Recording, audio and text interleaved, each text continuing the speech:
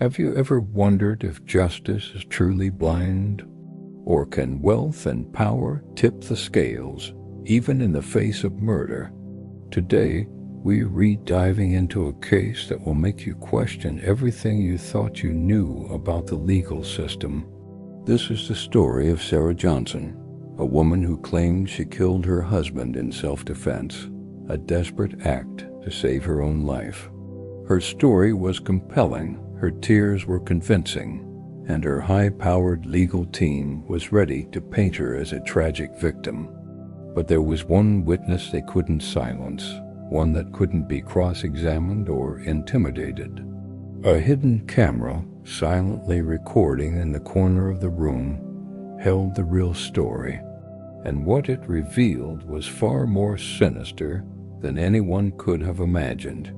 The story begins in a lavish suburban mansion, the kind of place you see in magazines. This was the home of Sarah and Mark Johnson, a couple that, from the outside, seemed to have it all. Mark was a successful tech entrepreneur, a self-made millionaire known for his sharp mind and even sharper business tactics. Sarah was his beautiful younger wife, a former model who had seamlessly transitioned into the life of a socialite, hosting charity galas and gracing the pages of local lifestyle magazines. They were the picture of success, a power couple admired and envied in their affluent community. But behind the gilded doors and perfectly manicured lawns, a different story was unfolding. Friends would later whisper about the tension, the arguments that grew more frequent and more heated. Mark, they said, was controlling and possessive. Sarah, they claimed, was feeling trapped, her vibrant personality dimming under the weight of her husband's dominance. The fairy tale marriage was, in reality, a gilded cage. Then came the frantic 911 call in the dead of night. It was Sarah, hysterical, her voice choked with sobs. She told the dispatcher that her husband had attacked her, that she had been forced to defend herself. When police arrived, they found a scene of chaos. Mark Johnson was dead on the expensive Persian rug, and Sarah, bruised and disheveled, was weeping in the corner, clutching a heavy, ornate lamp. Her story was consistent and heart-wrenching. She claimed Mark had come home in a rage, that he had threatened her, and that she had grabbed the nearest object to protect herself. It was, she insisted, a tragic accident, a case of self-defense. The initial evidence seemed to support her story. The bruises on her arms, the fear in her eyes, the history of a tumultuous relationship, it all painted a plausible picture of a battered wife finally fighting back. The district attorney's office was cautious. Cases like these are incredibly complex. Proving murder beyond a reasonable doubt when a self-defense claim is on the table is a monumental challenge, especially when the defendant is a sympathetic, well-spoken woman with no prior criminal record. Sarah hired one of the best defense attorneys in the state, a legal shark famous for getting acquittals in high-profile cases. The media narrative began to take shape. Sarah Johnson, the tragic victim. Public opinion swayed in her favor.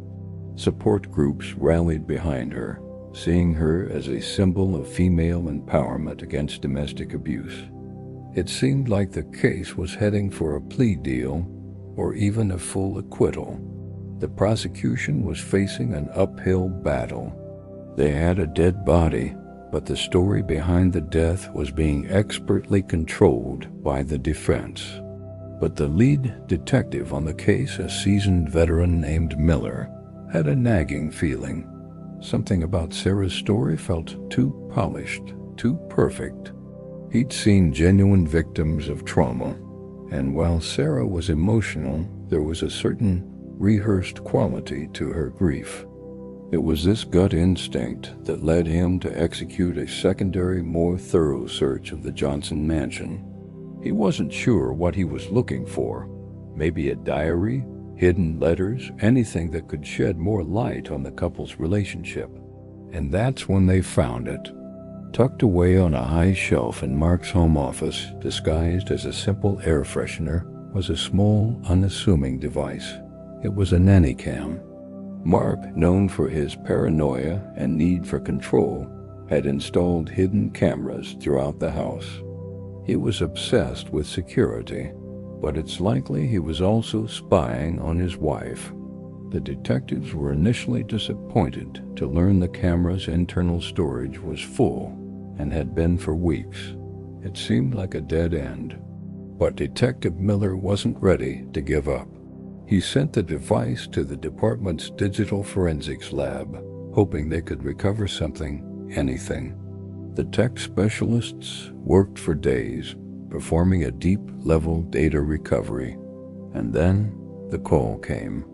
They had managed to salvage a corrupted file, a single video from the night of the murder.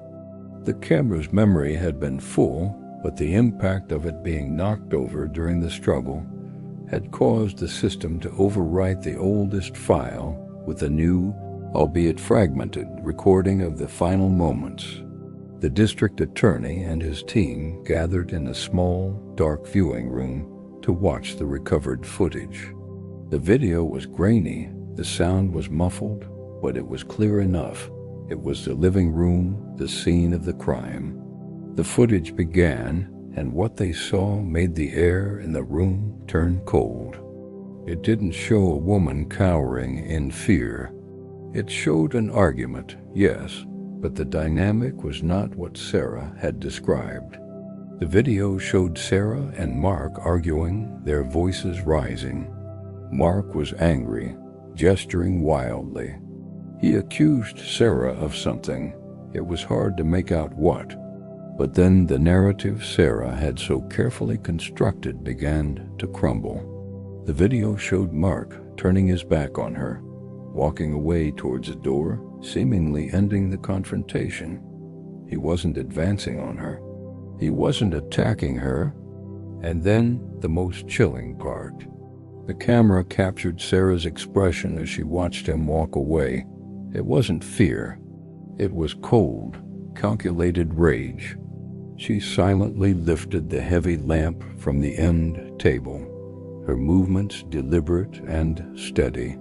She took several quick steps towards her husband, retreating back, and swung the lamp with all her might, striking him on the back of the head. He collapsed instantly, without a sound. The video didn't stop there. It recorded what happened next. Sarah didn't rush to the phone to call 911. She stood over Mark's body for a moment, her chest heaving. Then, with a chilling calmness, she began to stage the scene. She messed up her hair, tore at her own shirt. She picked up a small vase and used it to strike her own arm, creating the bruises that would later look so convincing to the police. Only after meticulously arranging the scene to look like a violent struggle did she pick up the phone and dial 911, her voice suddenly transforming into the hysterical cries of a terrified victim. The courtroom was silent as the video played for the jury. You could hear audible gasps from the gallery. Sarah Johnson sat at the defense table, her face pale, her carefully constructed facade utterly shattered. Her high-priced lawyer, for the first time in his career, looked defeated. There was no way to spin this. There was no way to argue self-defense against the silent, irrefutable testimony of the hidden camera. The witness that couldn't be bought, couldn't be intimidated, and couldn't lie had shown everyone the truth. The jury's deliberation was swift. They returned with a verdict, guilty of first-degree murder. Sarah Johnson, the socialite who had almost convinced the world she was a victim, was sentenced to life in prison without the possibility of parole. This case serves as a stark reminder that the truth, no matter how deeply buried, has a way of coming to light. It shows that behind the veils of wealth and power, the fundamental facts of a crime can be exposed by the most unexpected means. A tiny, hidden lens, intended for one purpose, ended up serving another entirely, delivering justice for Mark Johnson and revealing the cold-hearted killer his wife truly was. It makes you wonder, in our modern world, with cameras everywhere, is it still possible to get away with the perfect crime? Thank you for watching this deep dive into one of the most shocking cases we've ever covered. If you found this story as compelling as we did, make sure to hit that like button and subscribe for more true crime content. And don't forget to ring the notification bell so you never miss an update. Let us know in the comments what you think about this case. Could she have gotten away with it without the camera footage? We'll see you in the next video.